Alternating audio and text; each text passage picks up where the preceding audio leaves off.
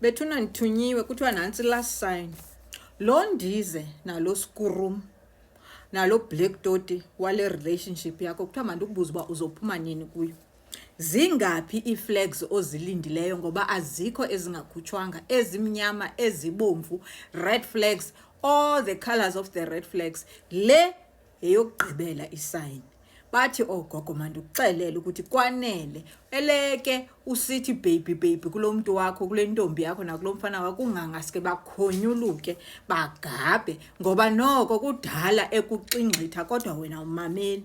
Kuthiwa mandikubunde ufuna uphuma sowufana nenja enebhula na, ngoba noko ayikho noko iflag engakhange ivezwe. Uba usaqhubeka nangoku emva kwalo myalezo uyazi deep down ukuthi lo mntu ayisinguye lo, uyakuxhela khonto angayenziyo. Yini mntana sekhaya usowuphelelwe lithemba na? Khawuqala i-relationship nesiqu sakho Fondini, kwanele.